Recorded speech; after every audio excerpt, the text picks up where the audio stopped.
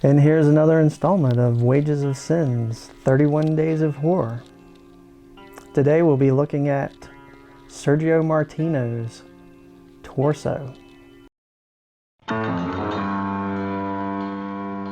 Now, from Cabo Ponte, the man who brought you Dr. Zhivago, comes a totally new motion picture experience. A journey into the bizarre, terrifying world of the psychosexual mind. Torso was the American release title, also called The Bodies Show Signs of Carnal Violence. That was the European title that was released under. Sergio Martino had said that torso had really no meaning in Italian, so he kind of, I guess, thought it was kind of humorous. And from the trailer, it's kind of humorous as well, because there's like this crazy rock guitar strum, and it's like, torso.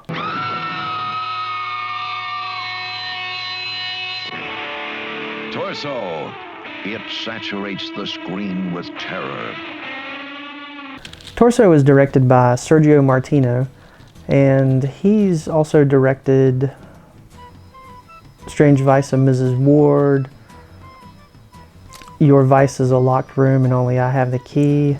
He's done some sex comedies, but his giallos are, plentiful.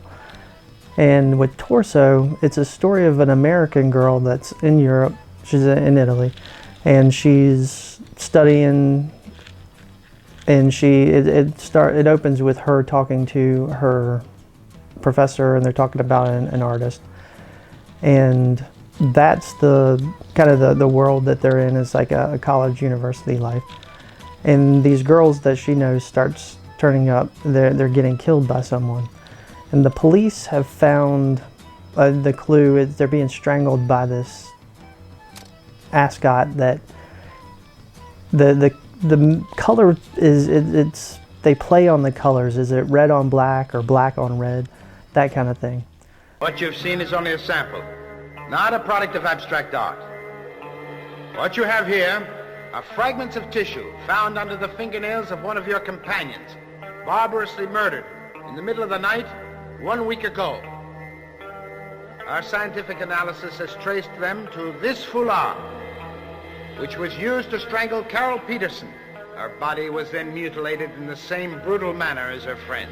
One of the girls, she lives with her uncle in the city, and since this is going on, and she's kind of scared because she kind of saw something, and she got contacted by the killer, and she's scared. So her uncle sends her away to their house in the country, and while in the house in the country, the killer has found them. And then he starts to knock off the girls. And the story really plays to the main character, as she has hurt her foot. She's like spraining it really bad walking down the steps. And she had a doctor come up to the villa to check her out.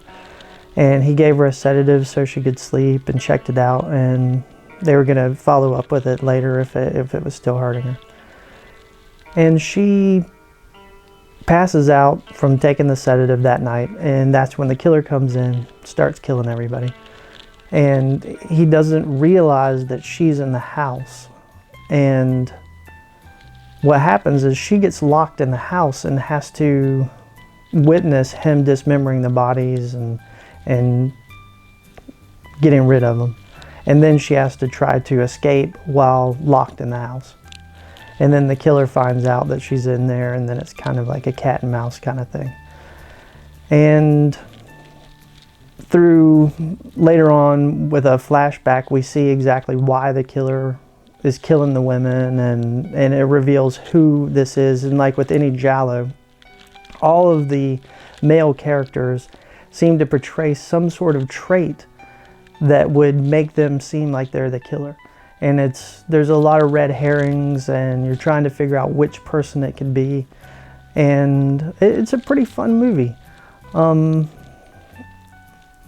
There in the opening of it, there's an introduction by Eli Roth, and he says something about like why this killer is like raping the women in here, and there was no rape at all. If it was alluded to, I missed it.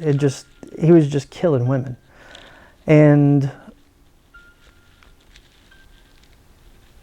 it plays to the kind of slasher kind of movies, because there's a mass killer that it looks ominous, and he's always wearing this ascot, and he has this face mask that it is menacing. I mean, you could see somebody like holding up a liquor store or anything with a mask like this, and Sergio Martino does a good job of building the tension and everything. And this is like one of those movies that you can see kind of crossing over from the traditional Giallo into the more like just stalking slasher kind of movies where a masked madman is after people.